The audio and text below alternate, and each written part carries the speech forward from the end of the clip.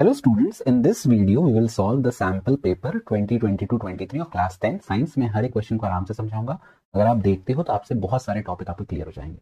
तो without any further ado let's start. ठीक, तो here I have question number 1। देखो पहला क्वेश्चन एमसीक्यू दे दिया, ध्यान से पढ़ना। The change in colour of moist litmus paper in the given setup is due to. देखो आपको पता है कि जो आपका लिटमस पेपर है जब वो कलर चेंज करता है तो क्यों चेंज करता है? एसिड में क्या होता है? H+ ion. तो पहला ऑप्शन गलत है, प्रेजेंस ऑफ एसिड गलत है, प्रेजेंस ऑफ बेस गलत है। क्यों गलत है प्रेजेंस ऑफ एसिड? कि मान लो मेरे पास HCl गैस है, वो भी तो आपका एसिड ही है ना, बट वो गैस है और अगर एनहाइड्रस है, बिल्कुल भी वाटर नहीं है, तो H+ रिलीज नहीं करेगा और लिटमस पेपर कलर चेंज नहीं करेगा। तो बेस तो होता ही नहीं है। प्रेजेंस ऑफ H+ सही है, प्रेजेंस ऑफ लिटमस ना, लिटमस से मतलब नहीं है, लिटमस तो रहेगा लेकिन जब तक H+ नहीं हो कलर चेंज नहीं करेगा। तो option c is right, only 3। Let's move on to question number 2 in the redox reaction this। अब देखो ये बहुत इंपॉर्टेंट क्वेश्चन है और ये किसी के टीचर ने नहीं पढ़ाया प्रॉपर वे में।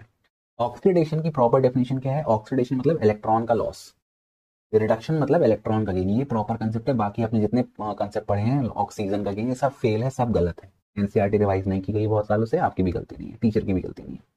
तो देखो यहाँ पर जैसे MnO2 दिया है, तो आपको पता है ऑक्सीजन की जो वैलेंसी है वो हमेशा 2 रहती है। तो वैलेंसी बोलो, नया वर्ड है ऑक्सीडेशन स्टेट, वो हमेशा 2 रहती है।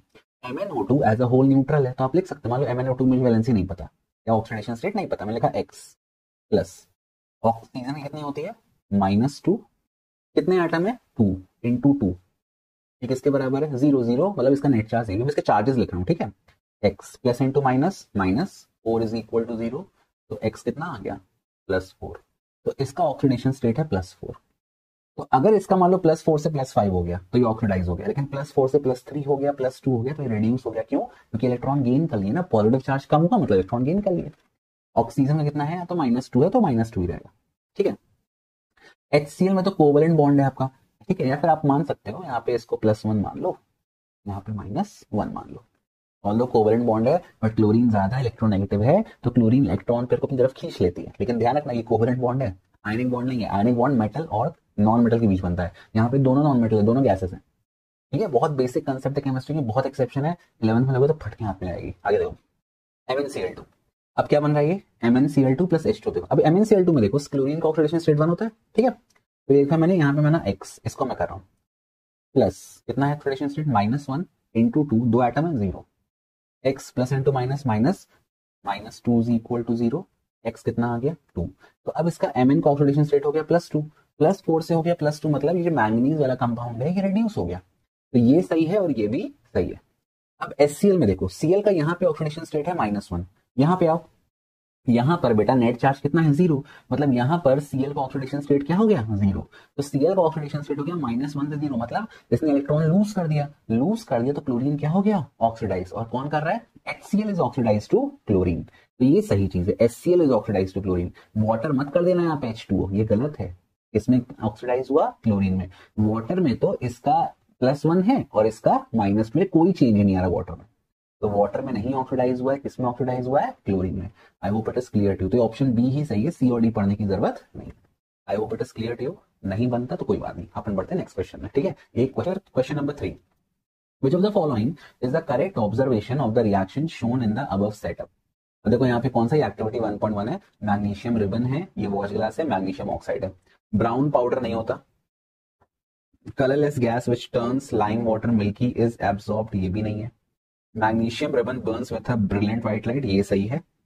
रेडिश ब्राउन गैस गलत है। ये जो मैग्नीशियम है ना, ये बहुत डैजलिंग व्हाइट फ्लेम से बर्न होता है और ये फुल जड़ियों में यूज होता है। मैंने एक्टिविटी करवाई है, मैं लिंक में डाल दूंगा, उसको देख लेना। ठीक है, let's come to question number 4। With the reference of 4 gases दे दिए, carbon dioxide, carbon monoxide, chlorine and oxygen, which one of the option in the table is correct. कह रहा है कार्बन मोनोऑक्साइड एसिडिक ऑक्साइड है, गलत है। चलो कैसे निकालोगे? जैसे कार्बन डाइऑक्साइड है, कार्बन डाइऑक्साइड वाटर में डिसॉल्व हो जाती है और कार्बोनिक एसिड फॉर्म करती है, बल्कि कार्बन मोनोऑक्साइड ऐसा कुछ नहीं करती, तो ये एसिडिक ऑक्साइड नहीं है। तो पहला ऑप्शन वैसे ही गलत हो गया। दूसरे ऑप्शन में आते हैं, CO2 बिल्कुल एसिडिक ऑक्साइड है, कार्बोनिक एसिड फॉर्म करती है वाटर में। क्लोरीन को बिल्कुल यूज करते हैं वाटर ट्रीटमेंट में, जिस दिन पानी का सॉइल अलग होता है ना, दवाई पानी में दवाई नहीं रहती है, तो वो क्लोरीन का है। तीसरा, product of respiration, carbon dioxide बिल्कुल है। जब अपन रेस्पायर करते हैं तो ऑक्सीजन अंदर लेते हैं और गैस कौन से निकलती है? कार्बन डाइऑक्साइड निकलती है। और लास्ट है, product of incomplete combustion carbon monoxide, बहुत डेंजरस गैस है। अगर हम इसको अंदर खींच लेते हैं तो ये जाके हीमोग्लोबिन से बनाती है कार्बोक्सी हीमोग्लोबिन, और फिर कार्बोक्सी हीमोग्लोबिन बनने के कई ज्यादा रिएक्टिव ऑक्सीजन से, तो फिर ऑक्सीजन नहीं कंबाइन कर पाता हीमोग्लोबिन से, और फिर हर जगह ये ट्रैवल करती है, रेस्पिरेशन नहीं हो पाता, हमें सफोकेशन होता है और हम मर भी सकते हैं। तो option b is the right answer. Thank you, आगे बढ़ते हैं। Next question. On placing a copper coin in a test tube containing green FeSO4 solution it will, अब सुन लो, कॉपर जो है एक्टिविटी सीरीज में Fe से बहुत नीचे आता है, ये चीज ध्यान देना, तो कोई भी रिएक्शन नहीं होगी। तो सीधे आ जाओ ये वाला, remains green with no change in copper coin, option d is the right answer.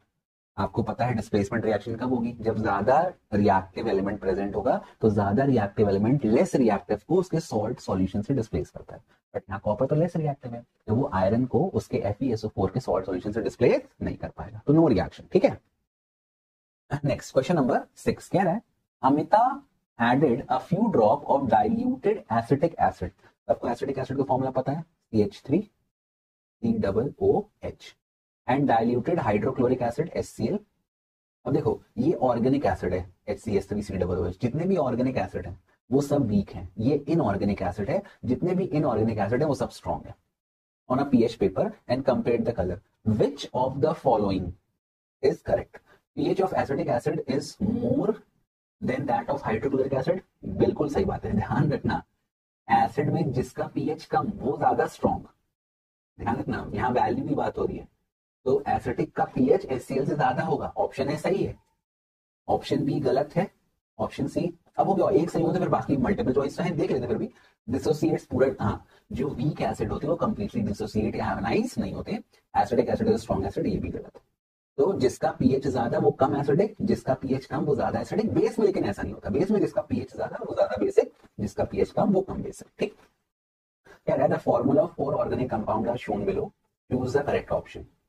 A and B are unsaturated, देखो A तो अनसैचुरेटेड है क्योंकि डबल बॉन्ड है, ठीक, A तो है अनसैचुरेटेड, बट अब B आपका सैचुरेटेड है। अब एक चीज ध्यान देना, डबल बॉन्ड या ट्रिपल बॉन्ड केवल कार्बन एटम के बीच देखना है, कार्बन और किसी दूसरे एटम का डबल ट्रिपल बॉन्ड मैटर नहीं करता, ओनली बिटवीन कार्बन एटम।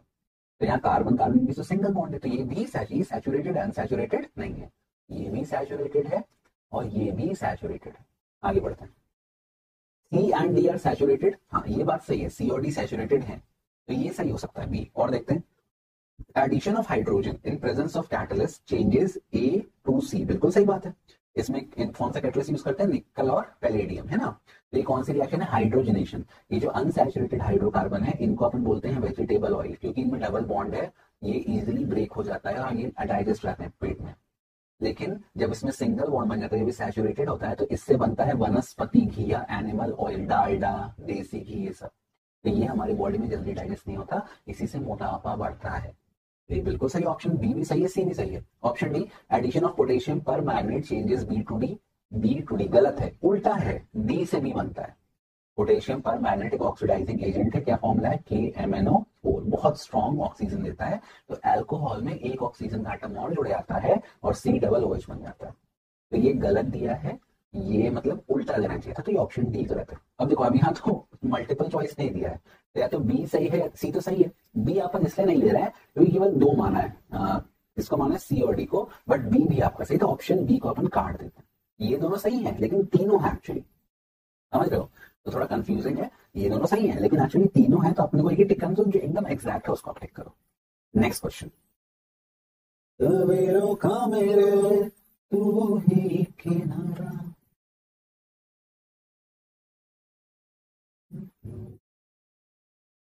देखो question number 8, in the given transverse section of the leaf identify the layer of cell where maximum photosynthesis takes occurs. ठीक, अब देखो ये एक्टिविटी क्वेश्चन है, अगर आपकी मैडम ने आपको लैब में सब करवाया होगा, लीफ को खोल के स्लाइड बनवाई होगी, तो आपसे बनेगा, नहीं तो फिर आपसे बनेगा।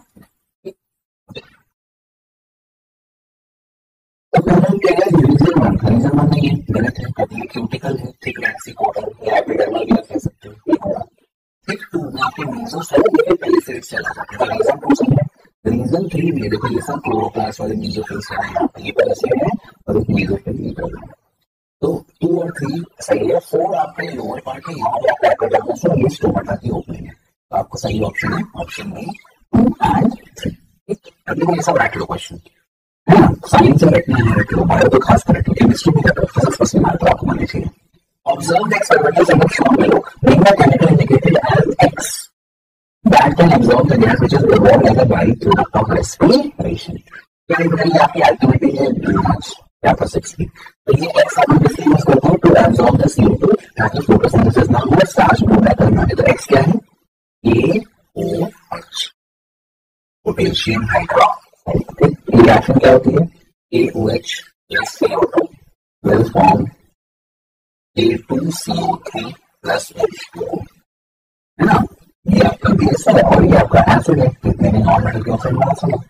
ये बन गया सॉल्ट प्लस वाटर, ये पूरी CO2 अब्सॉर्ब कर लेता है, फिर प्लांट फोटोसिंथेसिस परफॉर्म नहीं करता, स्टार्च के साथ कलर नहीं होता। Next question, if tall pea plant is crossed with a pure dwarf pea plant, then what percentage of F1 and F2 generation will be formed? अगर प्योर नहीं दिया और प्योर मान के चलना है, ठीक है, प्योर तो आपने देखा है बहुत इजीली देखा, मैं देखा था कैपिटल टी स्मॉल टी। तो अगर मैं क्रॉस करता हूँ तो F1 में ये हमेशा कैपिटल होगा और ये हमेशा स्मॉल टी देगा। अब ये डोमेन है कैपिटल में छोटा, आपको पता है कि तो F1 में सारे पेड़ वैसे हमें बहुत सारे 200% हो गया। तो पहले और F2 आपको पता है capital T small T, capital T small T, small T small T से एक शॉर्ट पोटेंशियल होता है, इनिशियल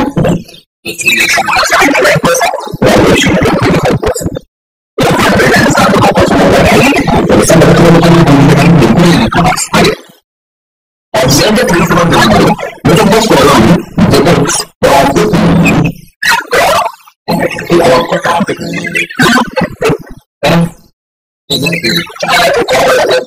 रूस के चलते नीचे ये बॉडी का जो टॉपिक है वो शूट करना से ऊपर, ठीक है, लिख दिया। इसमें रूट और पता नहीं होता है कि नेगेटिव जो टॉपिक हमें करना है सभी वाला मुझे नहीं इसके लिए स्टैंड का सही ये तो ओनली सी रूट आपको दिखा रहे हैं पॉजिटिव जीरो टॉपिक है और जो शूट है वो दिखा रहा है नेगेटिव जीरो और दूसरी side answer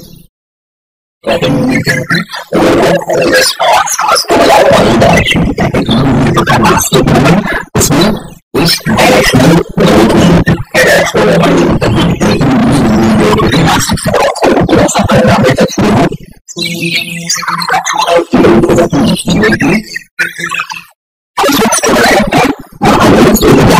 reaction. Question 10. When I have the one side of the experimentation, choose the option that will show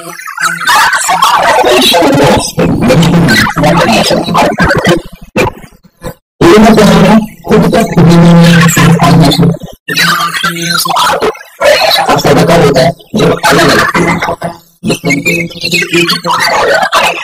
B में क्या होगा, एक पेड़ के से दूसरे पेड़ के दो क्रॉस पॉलिनेशन होगा।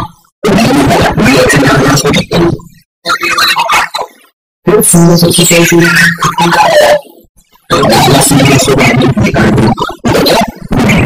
क्रॉस हो रही है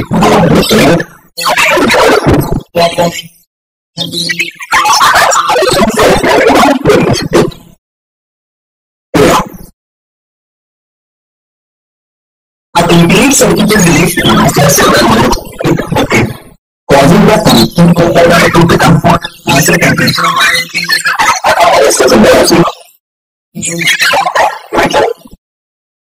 उनका जैसे टेम्परेचर इंक्रीज होगा हमारा रेजिस्टेंस इंक्रीज होगा। इसका सिंपल आंसर है ऑप्शन सी।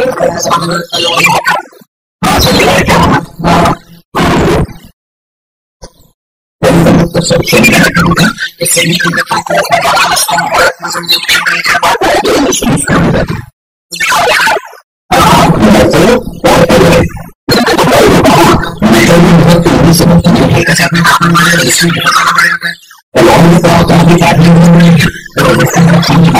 इसलिए alloys को यूज करते हैं और alloys oxidize लेकिन अगर ऐसा होता है या उनका जो रेजिस्टेंस हो जाता है उनकी कंडक्टिविटी बढ़ जाती है पास करने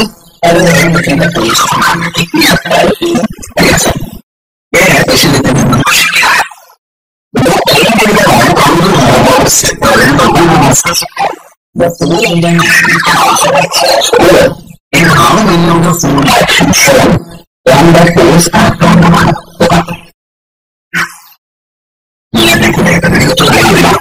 आपको फोर्स दिखा है मतलब आपको फील दिखा है और जो मेरी फ्रेंड है या तो उसके बाद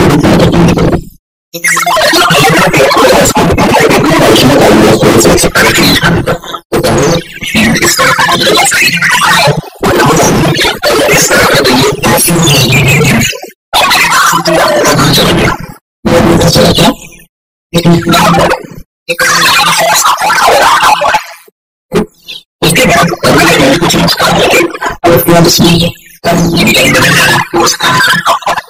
मेरी टाइम को उस तरफ कर दो इधर जाएगा इधर जाएगा और मुझे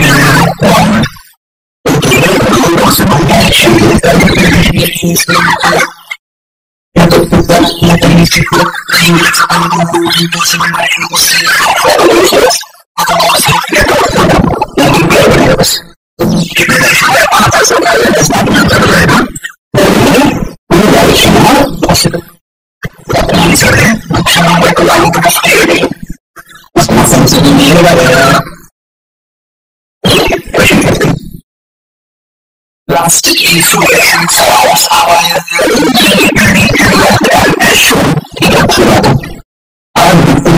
resistance of the would be produced by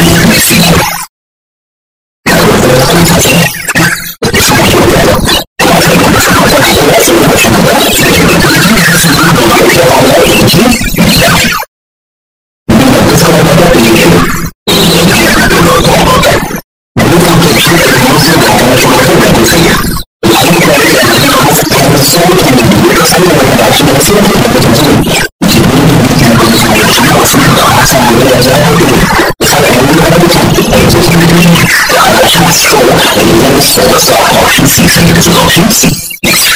However, the models are more efficiency and with I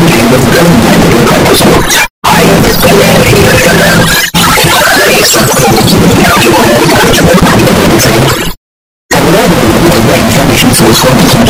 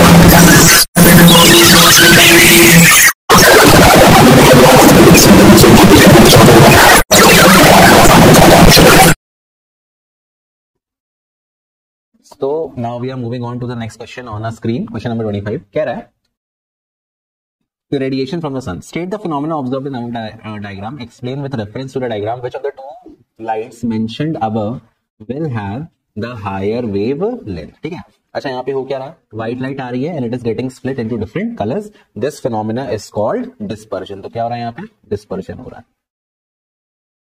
dispersion is what, splitting of white light into 7 constituent colours. ठीक, अब आपको पता है सबसे कम कौन सा डिस्पर्स होता है, रेड। सबसे ज्यादा कौन सा डेविएटेड डिस्पर्स होता है, वॉयलेट। ठीक, रेड की वेवलेंथ मैक्सिमम होती है, वॉयलेट की मिनिमम। तो ऑब्वियसली जो कम डेविएट होगा उसकी वेवलेंथ ज्यादा, तो येलो की वेवलेंथ ज्यादा है, lambda for yellow is greater than lambda for blue light. ठीक, आगे बढ़ते हैं। How will you use two identical prisms so that a narrow beam of white light incident on one prism emerges out from the second prism as white light, draw diagram। ठीक है, अगर so this is the figure right in front of you। अब यहाँ पे देखो concept क्या लगाया था न्यूटन ने कि अपने को दो प्रिज्म लेने हैं। पहली कंडीशन ये है कि दोनों का एंगल ऑफ डेविएशन सेम होना चाहिए और ऑपोजिट होना चाहिए। अब क्या होगा, जो पहला प्रिज्म है वो व्हाइट लाइट को 7 कलर्स में ब्रेक करेगा, दूसरा प्रिज्म उन्हीं 7 कलर्स को वापस से रिकंबाइन करके व्हाइट लाइट फॉर्म करेगा। तो इंपॉर्टेंट कंडीशन क्या है, the angle of both the prism should be equal and second they should be kept vertically opposite। ठीक, I hope it is clear to you। Let's move on to the next question।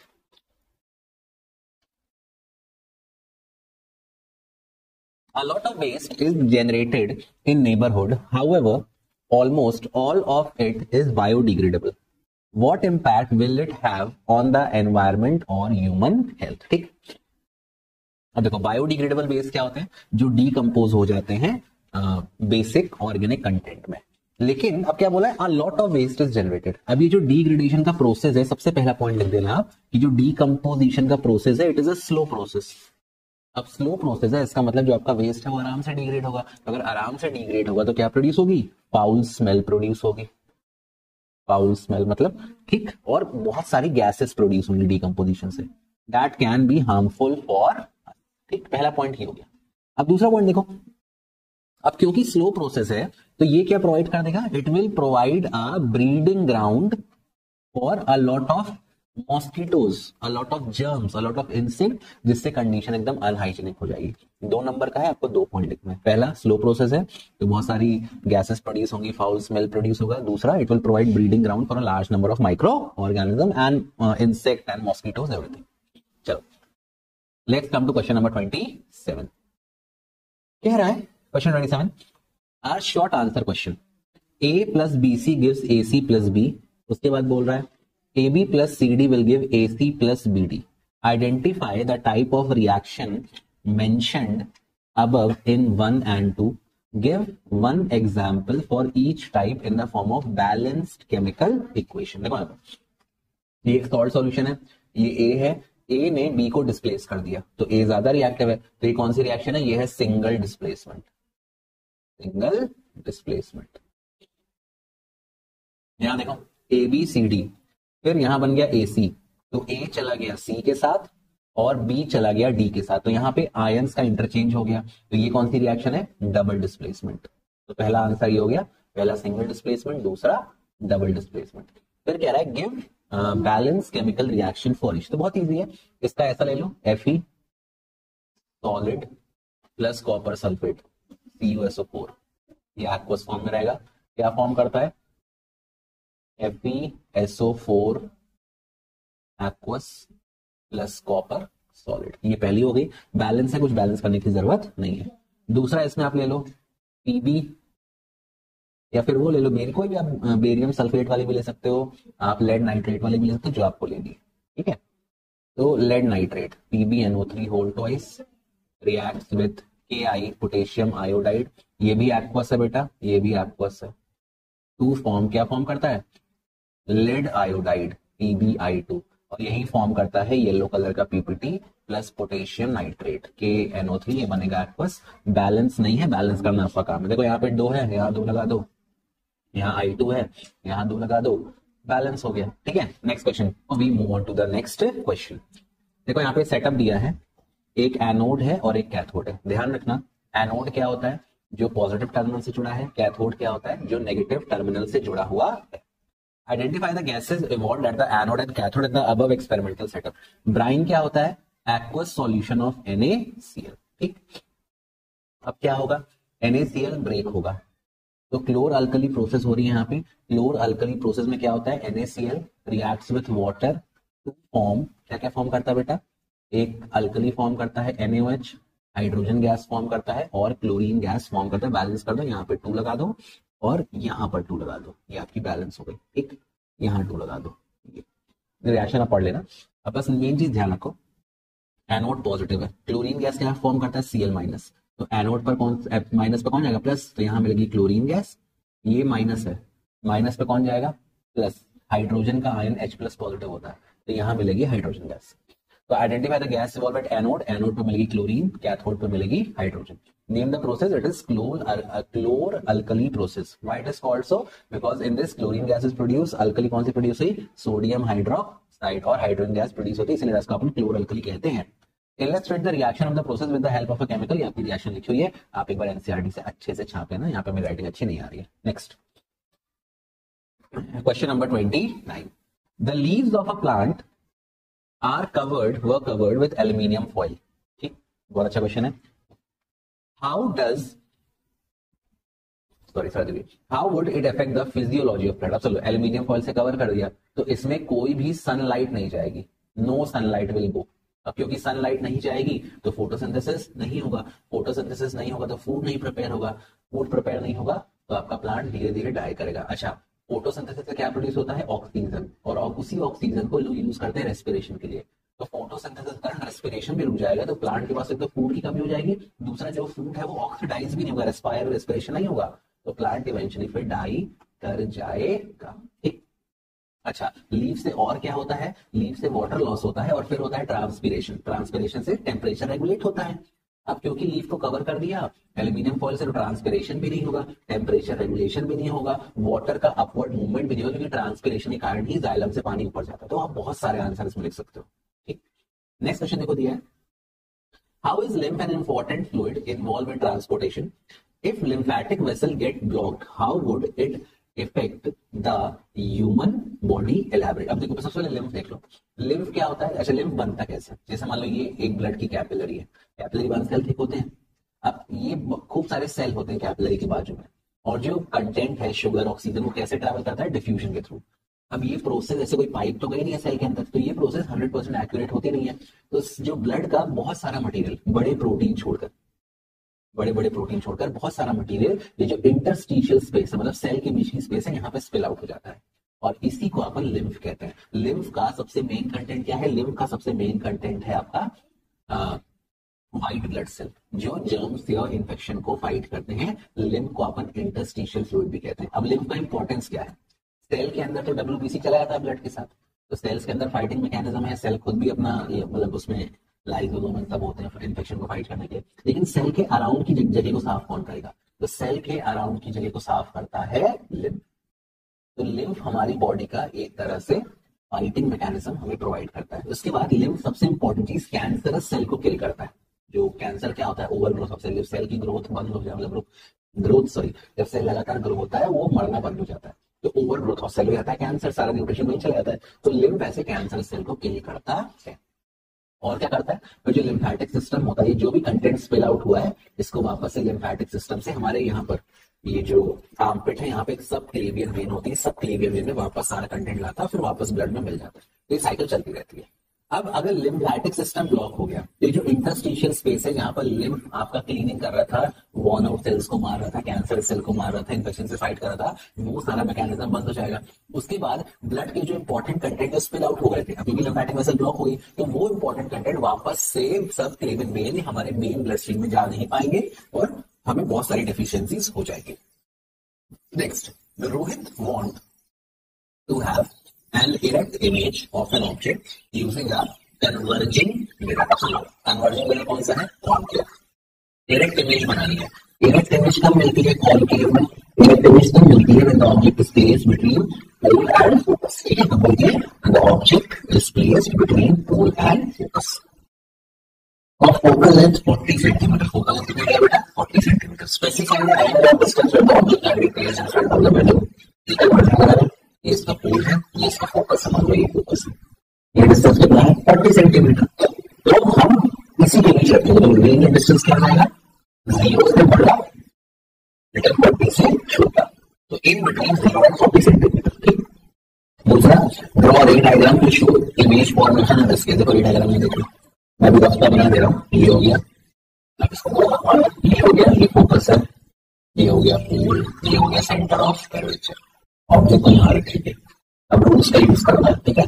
कौन से rule का use करना है? पहला rule, draw your travelling, इसमें कैसा कर लेते हैं, pass are to the centre of curvature, एक ट्रायंगल्स अनडेविएटेड और एक ये वाला ये पोल ऐसा ऑब्लिकली भेज दो, ये ऐसा निकल जाएगी। अब देखो यहाँ पर ये बहुत दूर ही जा रहा है, इस तरफ जो है कभी नहीं दूर जा रहा है। अब मैं इसको यहाँ से देखूंगा और मैं इसको यहाँ से देखूंगा तो मुझे ये कहीं यहाँ से आ रही है और ये कहीं यहाँ से आ रही है। यहाँ मेरा ये किसमें होता है? Shading mirror, makeup mirror, dentist mirror, ये कॉन्टिन्यू का यूज है, ठीक है। स्टेप 1 यूज करना mirror, shading mirror, dentist mirror, makeup mirror, तीनों में से कोई भी आंसर लिख सकते हो। Now next move on to the question number 31. A lens of focal length 5 cm is being used by Devashri in the laboratory. कितना है focal length? 5 cm. पहले given लिख लो, ठीक। और क्या दिया है? मैग्नीफाइंग ग्लास है। मैग्नीफाइंग ग्लास मतलब कॉन्वेक्स लेंस है, कॉन्वेक्स लेंस की focal length positive. Her least distance of distinct vision is 25। अच्छा सुन लो, जो इसका least distance of distinct vision मतलब वह पॉइंट जहाँ पर इमेज बनेगी, तो वी कितना दे दिया? वी दे दिया -25, ठीक, ये आपको दे दिया। अब कह रहा है what is magnification obtained by the glass, m निकालना है। एम का फॉर्मूला क्या होता है? -v/u। v तो दिया है, u नहीं दिया, मतलब u is a question mark, तो पहले मुझे u निकालना पड़ेगा, ठीक। लगाते हैं अपन पहले lens formula, 1/f is equal to 1/v minus 1/u। 1/5 is equal to 1/v minus 1/u।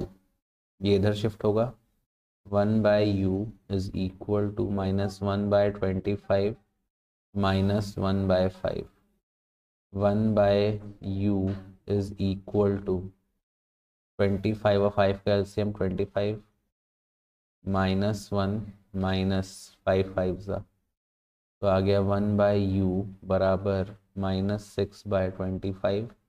u की वैल्यू आ गई -25/6। रेसिप्रोकल करना मत भूलना। अब m निकाल दो, -v/u।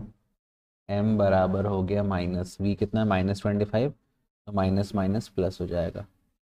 u कितना आया? -25/6। तो m आपका आ गया 25 कैंसिल, माइनस माइनस ये प्लस, चलिए ये माइनस बचा, m आ गया माइनस, ओहो,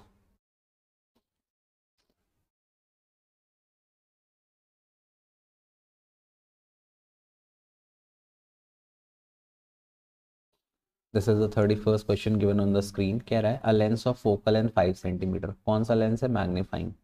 मैग्नीफाइंग में लगता है कॉन्वेक्स, तो f हो गया +5।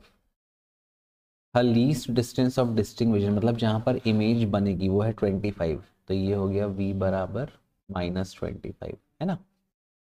फिर कह रहा है what is magnification obtained. m का फॉर्मूला क्या होता है बेटा? -v/u। v तो दिया है, u नहीं दिया, अपने को u निकालना है, ठीक है। तो पहले अपन पुट करेंगे लेंस फॉर्मूला और v/u।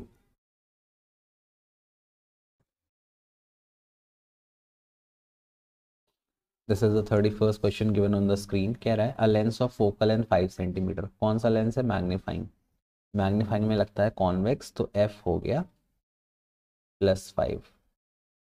Her least distance of distinct vision मतलब जहाँ पर इमेज बनेगी वो है 25, तो ये हो गया v बराबर -25, है ना।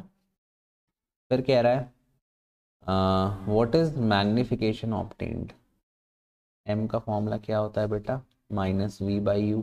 v तो दिया है, u नहीं दिया, अपने को u निकालना है, ठीक है। तो पहले अपन पुट करेंगे lens formula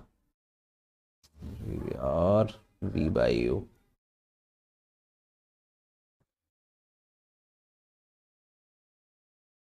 Now let's move on to question number 31। कह रहा है focal length, lens of focal length 5 centimetre.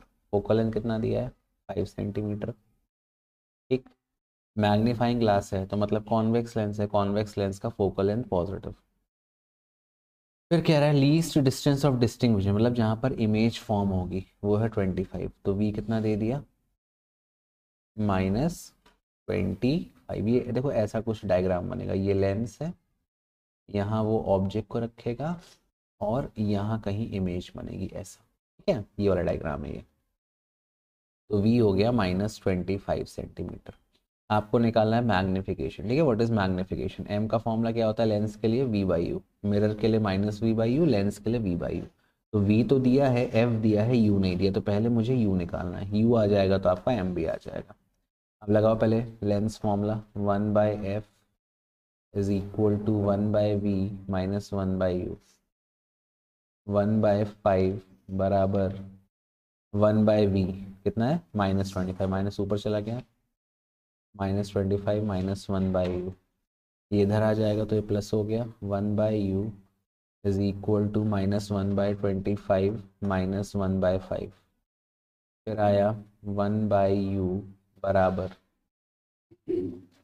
LCM कितना आएगा 25, तो ये बचा -1, ये बचा 5 5 -5, तो आया 1/u बराबर -1 -5 -6/25, तो u बराबर आ गया -25/6, ये u आ गया। अब निकालो m, m होता है v/u, v कितना दिया है -25, u कितना दिया है -25/6, 25 कैंसिल, माइनस माइनस हो गया प्लस, ये डिनोमिनेटर के डिनोमिनेटर कहाँ चला जाएगा ऊपर, तो m की वैल्यू आ गई +6, मतलब जो इमेज है वो 6 टाइम मैग्नीफाइड होगी। फिर कह रहा है शी कीप्स, ये पहले का आंसर आ गया, दूसरे का she keeps a book at a distance of 10 centimetre from her eyes and tries to read, she is unable to read, what is the reason for this? अब सुन लो क्यों, रीजन क्या है, because the least distance of distinct vision is 25 centimetre. मतलब जब वो object को अपने से 25 सेंटीमीटर दूर रखेगी तभी वो पढ़ पाएगी, नहीं तो फिर वो पढ़ नहीं पाएगी। जो पावर ऑफ अकोमोडेशन है वो अकोमोडेट नहीं कर पाएगा, इमेज को रेटिना पर फॉर्म नहीं कर पाएगा। तो इसका सिंपल रीजन है because the least distance of distinct vision is 25 centimetre, that is the object has to be at a minimum distance of 25 centimetre for viewing the image clearly. ठीक, let's move on to the next question. Ravi kept a book at a distance of 10 centimeter from the eyes of his friend Hari. Hari is not able to read anything written in the book. इसका भी कारण same है, same question पूछ लिया, same कारण दे दिया, ठीक है, चलो ठीक है। A student fixes a white sheet of paper on a drawing board. He places a bar magnet in the center and sprinkles some iron filling uniformly around the bar magnet. Then he taps gently and observes the iron filling arrange themselves in a certain pattern. Why do iron filling arrange themselves in a particular pattern? अब देखो होता क्या है, iron filling को रखा एक magnet के around, iron filing इस मैग्नेट की मैग्नेटिक फील्ड से मैग्नेटाइज हो जाती है, तो क्या लिखना है, the iron filing get magnetized by the magnetic field of the magnet after which they start acting as a magnet. वो खुद एक चुंबक की तरह बिहेव करती हैं। अब अगर एक कोई चुंबक फ्री है तो वो हमेशा कहाँ पॉइंट करेगा, नॉर्थ साउथ डायरेक्शन। तो सारी आयरन फिलिंग इस प्रकार से नॉर्थ साउथ डायरेक्शन में अरेंज हो जाती हैं, इसीलिए ये कारण होता है। तो आपको क्या लिखना है, जो वो मैग्नेटाइज हो जाती हैं, चुंबक की तरह बिहेव करती हैं और नॉर्थ साउथ डायरेक्शन में इंडिकेट करती हैं। Which physical quantity is indicated by the pattern of field lines around the bar, field है ना, थोड़ा अजीब क्वेश्चन दे देंगे, मैग्नेटिक फील्ड, अजीब ही सवाल दे दिया। डिनोटेड बाय बी, यूनिट होती है टेस्ला, निकोलस टेस्ला ने फाइंड किया, capital T. State any two properties of magnetic field line. सबसे पहला, they are closed continuous curve. दूसरा, they do not intersect each other because at the point of intersection we will have two direction of magnetic field which is not possible. तो कोई भी दो लिख दो, बहुत सारी है। Next, a compass needle is placed near a current carrying wire. State your observation for the following cases and give reasons for the same in each case. Magnitude of electric current in wire is increase. अब सुन लो, जो magnetic field है वो directly proportional है current को, current बढ़ा दोगे तो फील्ड बढ़ जाएगा, फील्ड बढ़ेगा तो डिफ्लेक्शन बढ़ जाएगा, तो आंसर होगा deflection will increase because the strength of field will increase. जो कंपास नीडल होता है वो खुद भी एक छोटा सा मैग्नेट होता है। तो दो मैग्नेटिक फील्ड कंपास की और जो बाहर की मैग्नेटिक फील्ड है दोनों इंटरेक्ट करते हैं और उस पर फोर्स लगता है। The compass needle is displaced away from the wire.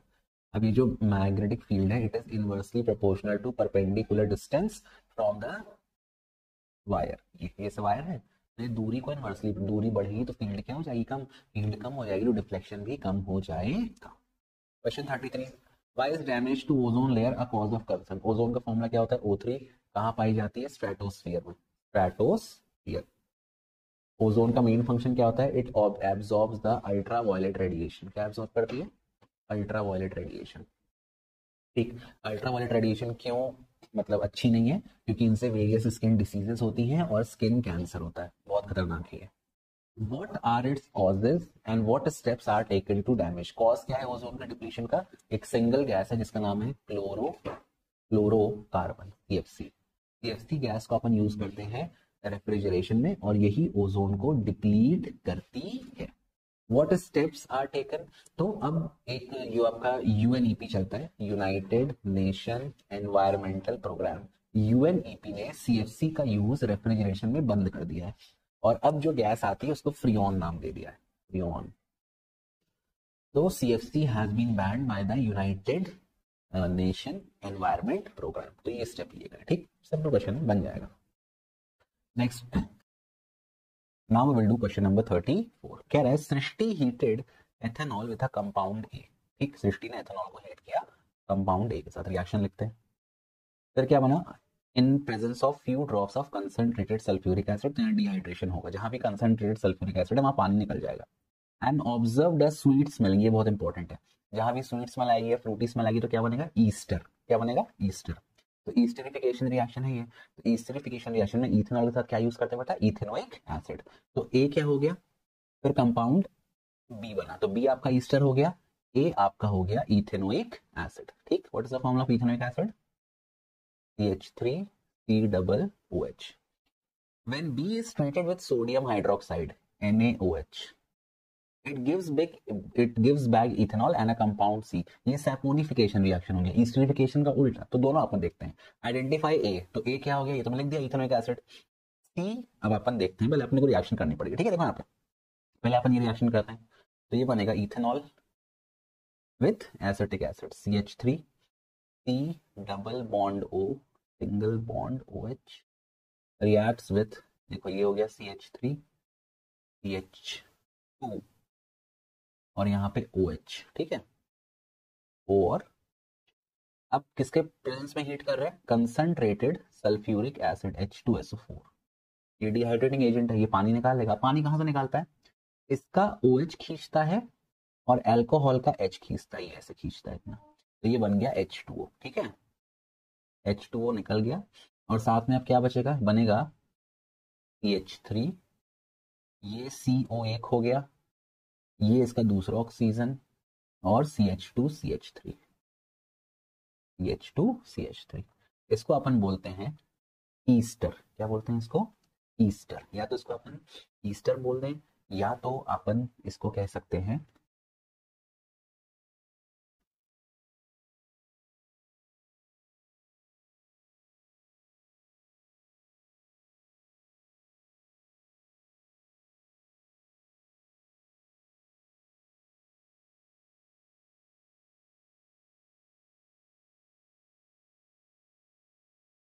देखो ये दो कार्बन है तो दो कार्बन हो गया इथाइल और CH3C, इसको अपन कहते हैं इथेनोएट। तो या तो सिंपल ईस्टर बोल दो या इथाइल इथेनोएट। तो ये बेटा आपका ए हो गया, ये आपका कंपाउंड बी हो गया। फिर कह रहा है अब मैंने कंपाउंड बी को किसके साथ रिएक्ट किया, NaOH के साथ। तो CH3COO CH2CH3 on reacting with NaOH, base में डाल दिया, क्या बनता है, कह रहा है it gives back ethanol, ethanol मिल गया CH3CH2OH plus a compound C। तो देखो ये CH3CH2O था, ये जो आपका H है यहाँ पे आके लग गया, ठीक, तो ये एथेनॉल निकल गया। अब बचा कितना, अब बचा CH3CO और ये ONA, ठीक। ये बन गया। तो ये जो आपका कंपाउंड सी है, दिस इज कंपाउंड सी, इसको बोलेंगे सोडियम इथेनॉइड। क्या बोलेंगे? Sodium ethanoid. तो ये आपकी रिएक्शन हो गई, ठीक। फिर कह रहा है give one use each of compound a and compound b. Compound a बेटा मेरा क्या है? ये है इथेनोइक एसिड। इथेनोइक एसिड कहाँ पर इस्तेमाल होता है? अगर इथेनोइक एसिड का 5 to 10% सॉल्यूशन बनाए या 8% सॉल्यूशन बनाए तो उसको विनेगर में इस्तेमाल करते हैं। विनेगर मतलब सिरका। तो विनेगर आपका कुकिंग में यूज होता है और एज अ प्रिजर्वेटिव यूज होता है फॉर पिकल्स। इसका हो गया। फिर कह रहा है बी। बी क्या है बेटा यहाँ पे? बी है आपका ईस्टर। ईस्टर किसमें होता है? स्वीट स्मेलिंग होता है। तो ये आपका परफ्यूम में यूज होता है और फ्लेवरिंग एजेंट में यूज होता है। फिर क्या बोल रहा है? Right the chemical reaction involve and name the reaction. ये पहली वाली है ईस्टरिफिकेशन, दूसरी वाली है सैपोनिफिकेशन। ये आपकी है ईस्टरिफिकेशन, ये है सोपनिफिकेशन भी आप कहते हो, तो ये लोग सैपोनी बोलते हैं, सोपनिफिकेशन। अब इसका अपन सेकंड पार्ट करते हैं, बी पार्ट, ठीक है। To do the b part, what is the role of concentrated sulphuric acid when it is heated with ethanol at 443 Kelvin? Ethanol का फॉर्मूला क्या है? CH3CH2OH। इसको मैंने हीट किया with concentrated sulphuric acid at 443 Kelvin. ये concentrated sulphuric acid किसका काम करता है? डिहाइड्रेटिंग एजेंट का। तो एक्चुअली को होता क्या है, मैं इसको थोड़ा मिटा रहा हूँ आपको समझाने के लिए। देखो क्या होगा, कैसा है इसका फॉर्मूला? ये CH3CH2 और OH। ये देखो ऐसा, ये फॉर्मूला है, ठीक।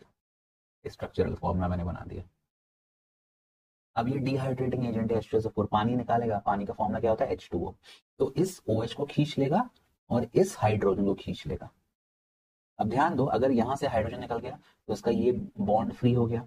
अगर यहाँ से OH निकल गया तो कार्बन का ये बॉन्ड फ्री हो गया। तो अब यहाँ पे कार्बन की 3 बॉन्डिंग है, यहाँ भी कार्बन की 3 बॉन्डिंग है। कार्बन टेट्रावेलेंट में 4 बॉन्ड उसको पूरा करना है। तो क्या होता है, फिर बन जाएगा C double bond C H और ये पानी निकल गया। तो ये कौन सी रिएक्शन है? डिहाइड्रेशन रिएक्शन है और इसमें आपका अल्कीन फॉर्म हो गया C2H4। तो I hope it is clear to you. अब आगे बढ़ते हैं, ठीक। नेक्स्ट क्या बोल रहा है बेटा? देखो नेक्स्ट बोल रहा है कि ratio by mistake forgot to label the 2 test tube containing ethanol and most important question, इसको टिक कर लो, and ethanoic acid. Suggest an experiment to identify the substance correctly, illustrate the reaction with the help of chemical equation. चलो, ये जो ethanoic acid है, ये acid है। तो अगर एसिड को बेस से मिलाते हैं, जैसे सोडियम कार्बोनेट है, सोडियम बाइकार्बोनेट, तो क्या बनेगा? Salt plus water plus CO2 gas निकलेगी। और ये चैप्टर 2 में भी है, इस चैप्टर में भी है। CO2 गैस कैसे निकलती है? With brisk effervescence. और आपका जो एल्कोहल है वो कोई रिएक्शन नहीं देगा सोडियम बाइकार्बोनेट के साथ। तो यहाँ पे आप कर लो, लिख देता हूँ, मिटा दूं उसको।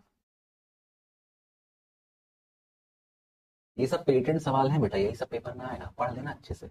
तो आप लिख दो ethanoic acid CH3COOH on reaction with sodium bicarbonate will form H3COONA, sodium salt of fatty acid या sodium ethanoate plus H2O plus CO2.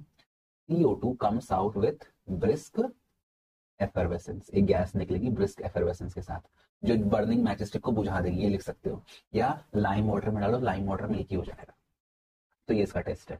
और एथेनॉल अगर अपन लेंगे CH3CH2OH प्लस सोडियम बाइकार्बोनेट, तो इसमें कोई भी रिएक्शन नहीं होगी, मतलब कोई भी ब्रिस्क एफरवेसेंस या गैस प्रोड्यूस नहीं होगी। तो जहां गैस प्रोड्यूस हो गई, ब्रिस्क एफरवेसेंस आ गया, वो आपका इथेनोइक एसिड है, और जहां पर नहीं आया तो वो आपका ethanol. I hope it is clear. Why is it not possible to reconstruct the whole organism from a fragment in complex multicellular organism? अब सुन लो, मल्टी सेलुलर ऑर्गेनिज्म में जो आपके सेल्स होते हैं वो डिफरेंट टाइप के होते हैं। मसल का सेल अलग है, नर्व का सेल अलग है, ब्रेन का सेल अलग है ना। तो डिफरेंट टाइप के सेल प्रेजेंट है। तो if I have a fragment, it will only form one type of cell and then it will only form single kind of tissue. Different kind of cells और tissue form नहीं हो पाएंगे। तो ये इसका main कारण है, ठीक है। अब मान लो बात आती है कि लिखना कैसे, लिखने में दिक्कत जाती है, तो कैसे लिखो? देखो आप ऐसा लिख दो कि जैसे जितने भी मल्टी सेलुलर ऑर्गेनिज्म है, they have specialized cells which makes a specialized tissue and then tissue recombine to form organ and then organ system, and there are different organ system, kidney का फंक्शन है, liver का function है, वहां अलग अलग cells present है। तो इसलिए एक सिंगल फ्रेगमेंट नया ऑर्गेनिज्म फॉर्म नहीं कर सकता। Next question. Sexual maturation of reproductive tissue and organ are necessary link for reproduction. Elucidate. सही बात है, जब आपके रिप्रोडक्टिव टिश्यू और ऑर्गन मैच्योर होंगे तभी तो आप रिप्रोड्यूस कर पाओगे। एग्जांपल इसमें आप क्या दे सकते हो, जैसे सिंपल आपने बोला कि हमारी बॉडी में, मेल की बॉडी में अलग रिप्रोडक्टिव पूरा सिस्टम है, फीमेल की बॉडी में जो रिप्रोडक्टिव सिस्टम है वो अलग है, इंडिविजुअल से इंडिविजुअल डिफर करता है। तो क्या होता है, जब सेक्सुअल मैच्योरेशन होता है तो हम दोनों की बॉडी में, मेल फीमेल की बॉडी में अलग अलग साइन दिखते हैं। हम लोग में बियर्ड आते हैं, मुस्टैच आता है, आर्मपिट हेयर आता है ना, प्यूबिक हेयर आता है। फीमेल्स में भी ब्रेस्ट का एनलार्जमेंट हो गया, पेल्विक रीजन उनका चौड़ा हो जाता है, उनमें भी प्यूबिक हेयर आते हैं, आर्मपिट हेयर आते हैं। ठीक, तो ये सब साइन है कि आपकी बॉडी में सेक्सुअल मैच्योरेशन हो रहा है। ठीक, अब क्या बोल रहा है कि नेसेसरी लिंक फॉर रिप्रोडक्शन। फिर मेल में क्या होता है, मेल में स्पर्म प्रोड्यूस होना चालू हो जाता है और फीमेल में एग मैच्योर होना चालू हो जाता है। ध्यान रखना, मेल में स्पर्म हर समय नया प्रोड्यूस होता है, फीमेल में एग बर्थ से होते हैं, बस वो एग मैच्योर होते हैं फॉलिकल ट्यूब में, वो बर्थ से ही प्रेजेंट होते हैं। फिर इसका आप इसका लिख दो कि मेल में स्पर्म प्रोड्यूस होता है and the age of adolescence, और फीमेल में एग प्रोड्यूस होना चालू हो जाते हैं। फिर फीमेल में प्यूबरी चालू हो जाती है, मेंस्ट्रुअल साइकिल चालू हो जाती है। These are the signs, इसके बाद ही रिप्रोडक्शन होगा। अगर कोई लड़की की मेंस्ट्रुअल साइकिल चालू नहीं है तो फिर प्रेग्नेंट नहीं होगी, दैट इज इम्पॉसिबल, है ना। तो आप आंसर घुमा फिरा के लिख सकते हो। Next, how are the variation useful for species if there is a drastic alteration in the niches. देखो यहाँ पे इसका मैं आपको एग्जांपल से ही आंसर देना पड़ेगा। जैसे एक क्रॉप फील्ड है, ठीक, उस क्रॉप फील्ड में बहुत सारे रेड बीटल है, रेड बीटल है ना, बीटल एक कीड़ा होता है। अब रेड बीटल जो कौवा होता है, ये कौवा है आपका, दिस इज द कौवा, ये इसके दो पंख है। रेड बीटल को कौवा इजीली स्पॉट कर लेता है, ये आपका रेड बीटल है, छोटा सा, और इसको खा जाता है। ये रेड बीटल इसको खा जाता है। अब क्या हुआ, due to variation sexual transmission of trade, एक सपोज ग्रीन बीटल पैदा हो गया, ये ग्रीन बीटल पैदा हो गया, ठीक, और झाड़ियों का ग्रीन बनाता है। ये ग्रीन बीटल क्या करेगा, इन झाड़ियों में छुप जाएगा, कैमोफ्लेज कर देगा, छुप जाएगा। ऐसा नहीं पबजी में गिली सूट पे हम छुप जाते हैं, छुप कर, तो ये कैमोफ्लेज कर देगा झाड़ियों। अब क्या होगा, ये ग्रीन बीटल अपनी आबादी बढ़ाएगा और लोग शादी करेगा, बच्चे से ग्रीन बीटल होगा, ये तो छुपते जा रहा है, क्योंकि जो तो इसकी आबादी बढ़ती जाएगी और रेड बीटल बेचारे खपते जाएंगे, और एक समय ऐसा आएगा कि रेड बीटल की आबादी कम होती जाएगी और ग्रीन बीटल की आबादी बढ़ती जाएगी। तो यहाँ पे क्या हुआ, यहाँ पे जो कलर कॉम्बिनेशन था उसने ग्रीन बीटल को सर्वाइवल चांसेस दे दिए, तो ये वेरिएशन उसके लिए हेल्पफुल हो गया। Explain how the uterus and placenta provide necessary condition for proper growth and development of the embryo after implantation। ठीक है, इसको मैं बताता हूँ। देखो ये यूट्रस में क्या होता है, यूट्रस में जब एग फर्टिलाइज हो जाता है तो इम्प्लांटेशन यूट्रस में होता है, उसको वूम्ब या गर्भ भी कहते हैं यूट्रस को। ठीक है, सबको पता है। अब देखो जो यूट्रस की लाइनिंग होती है, ये पूरा डायग्राम दिखा करके बड़ा मत मानो, तो ये लाइनिंग है यूट्रस की, it is richly supplied by blood vessel, वो blood vessel oxygen, food, hormones, enzyme को ट्रांसपोर्ट करती है, जो आपको डेवलपिंग जायगोट है उसको। जायगोट बड़ा होता है, फिर इम्प्रूव बनता है, जब बड़ा होकर फीटस बन जाता है तो फीटस में ऑर्गन बन जाता है।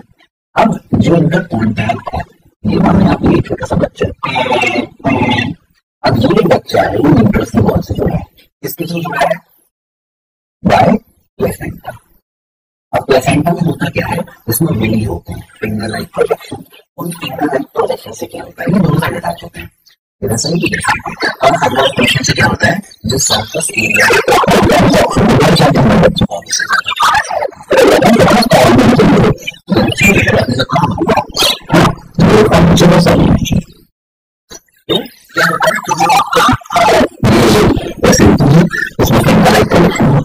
ये जाकर आपकी यूट्रस की वॉल में इम्प्लांट हो जाते हैं।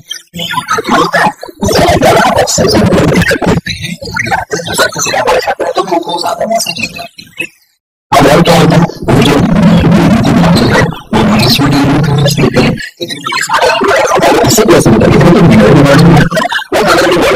निकल जाता है।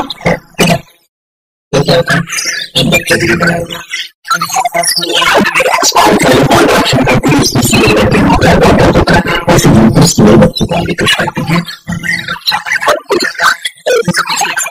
ऐसे बातों के बच्चों को रिप्रोडक्शन के बारे में ज्यादा नॉलेज है, मुझे खाते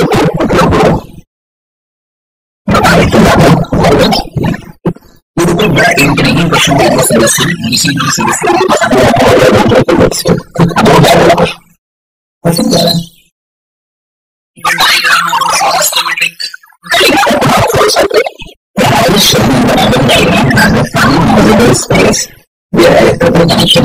अच्छी बात है। From the size the main is a voltage of 220 volt and the current collection basis 22 ठीक potential हो गया क्वेश्चन भी हो रहा है और नहीं किसी के लिए बड़ा करके आपको बताती है what is the number of oxygen और स्पेशली आपको पता है ना कौन सा रेशियो होता है मैंने पहले सीरीज के लिए अच्छा लगा शॉर्ट्स पे जाके बस तो ये question space time of products analysis R5 R4 space 3 and 2 have respectively instances of critical pattern. So R3 होगा 20 R2 and space 1 has a resistance double that of space 5 space हो गया R पे area 2 है ठीक है। अब net resistance एक नहीं दिया, नेट रेजिस्टेंस कैसे निकालेंगे तो R तक क्वेश्चन में दिया है 2 पॉइंट और आइडिया है कि का क्वेश्चन में क्या है बड़ा formula net resistance in R1 1 by R1 R1 को भी सिलेक्ट कर रहा हूं 1 by R1 plus 1 by R2 आपको तो प्राप्त करके plus 1 by R2 plus 1 by R2 और plus 1 by R5 इसको बोले minus 1 by 30 minus 1 by 20 बराबर 1 by 2 R plus R पर उसे लिखा हमें ऐसे 1 by 2 ये बचा जाए plus 2 R से आगे बढ़ा और इसके बाद इसको बाद में इसको देखना 1030 होगा 6 इस तरह से 60 10 से होगा 32 जा 32 सा equal to 5 by 2 तो 2 minus 1 minus 5 तो मोबाइल में देख 1 by 16 is equal to 5 by 2 and यहाँ से लग गया 5 to 60 by 2 to 130 152 marks आ गया इतना पूछना था but then the response is how it is 180 what is current in stage 3 stage 3 what is in stage 3 मैंने कोई दिक्कत नहीं stage 3 resistance between the stages का आया समझ आ रहा है पहले ही तो दिन से होगा who will do it 20 R3 हो जाएगा R3 that is 220 और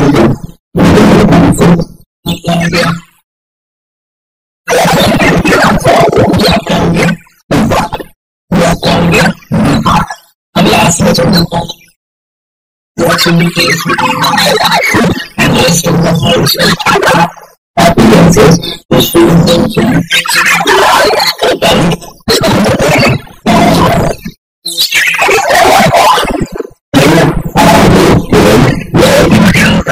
और इसका पोस्ट को करने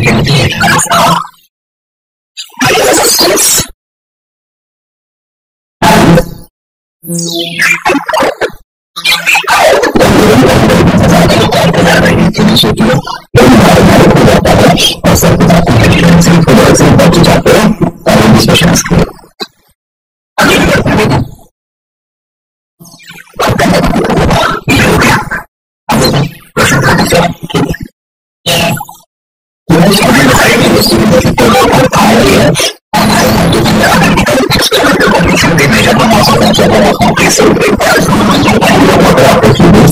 Mass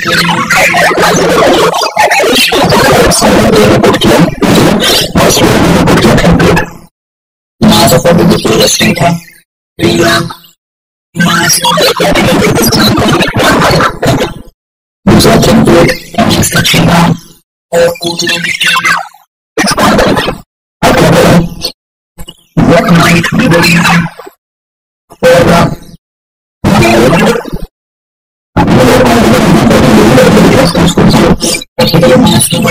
आपको पता है कि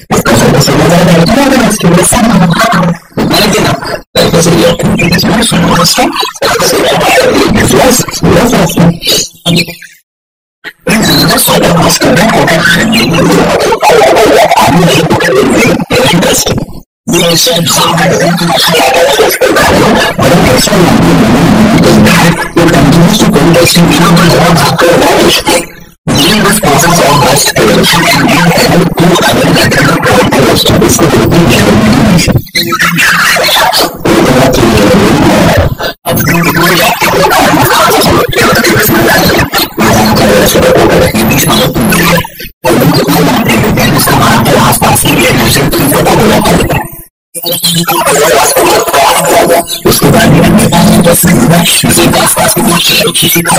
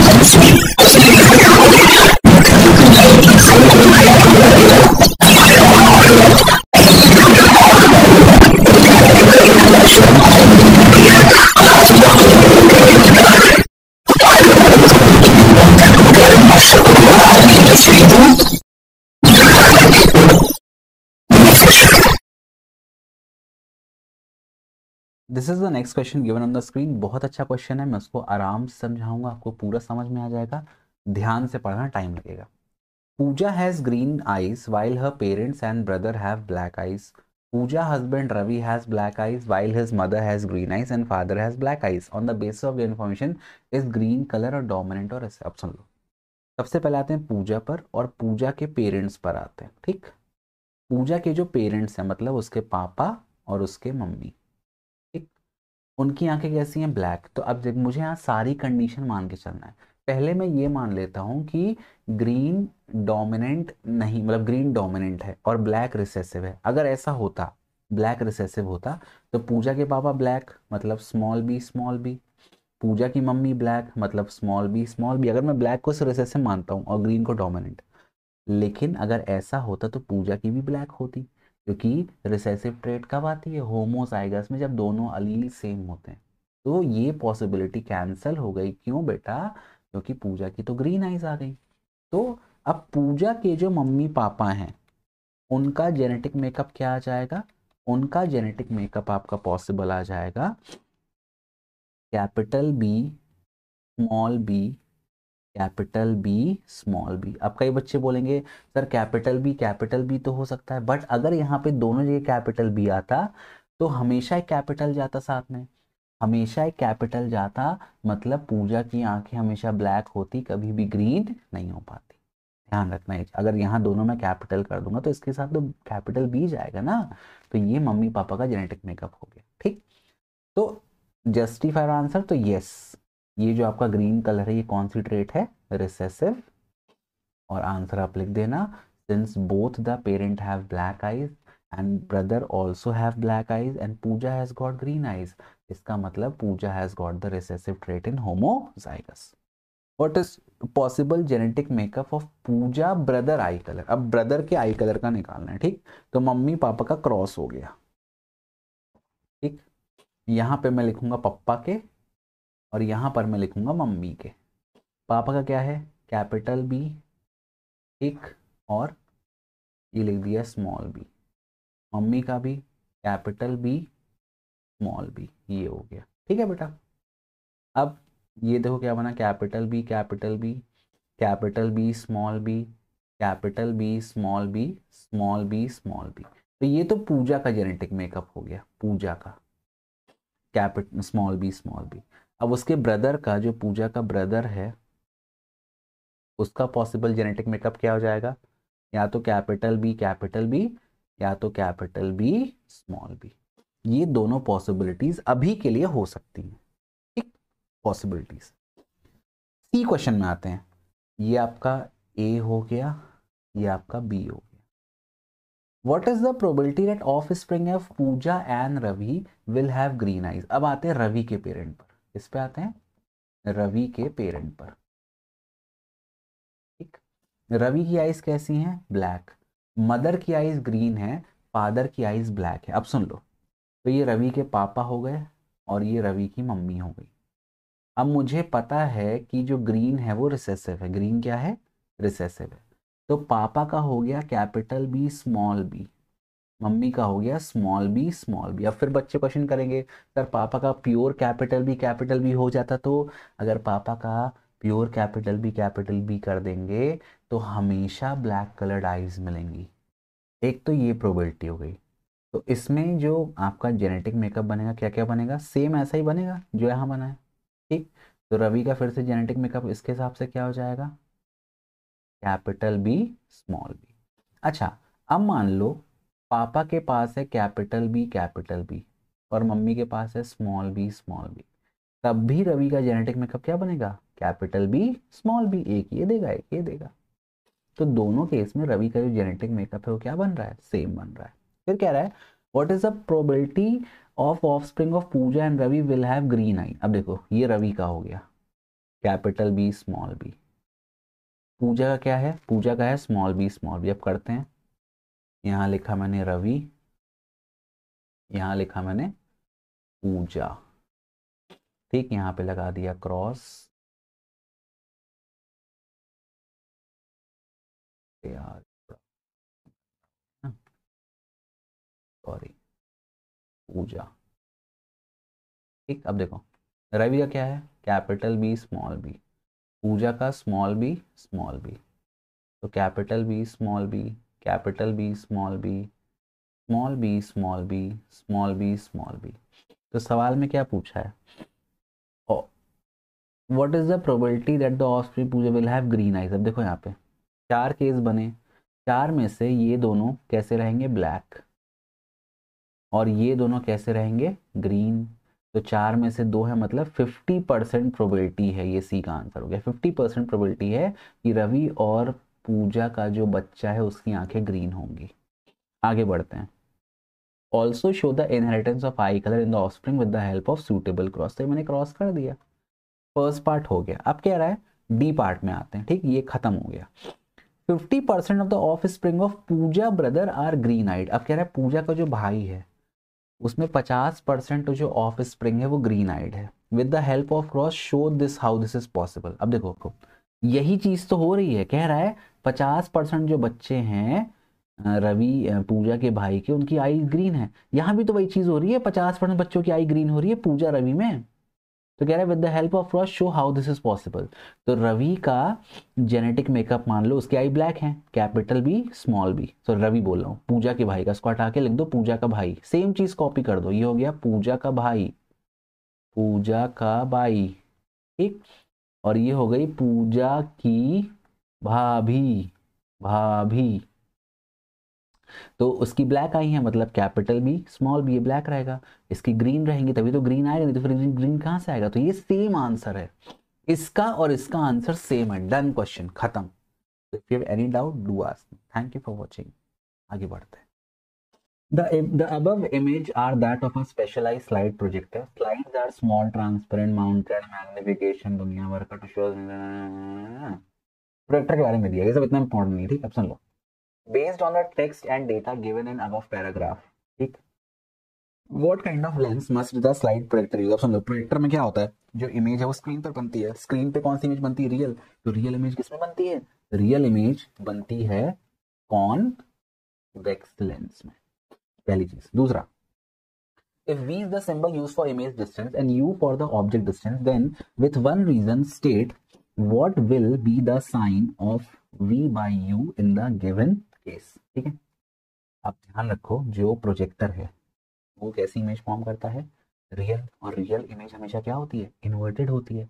तो अगर इमेज रियल है तो मैग्निफिकेशन का साइन हमेशा क्या रहेगा?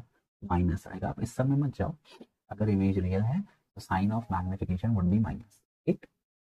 A slide projector has a convex lens with focal length 20। C part में आते हैं। फोकल लेंथ 20 है तो ये आ गया +20। कॉन्वेक्स, चाहे कोई भी लेंस हो चाहे कोई भी मिरर हो, focal length is always positive. The slide is placed upside down 21 centimetre from the lens. तो ये ऑब्जेक्ट का डिस्टेंस दे दिया -21। You is always negative. How far away should the screen, screen मतलब इमेज का डिस्टेंस, लगा दो। 1/f is equal to 1/v minus 1/u। 1/20, 1/v minus minus क्या हो जाएगा? प्लस। 1/21 आपको मिलेगा 1/v, ये इधर ही रहेगा, इधर चला जाएगा।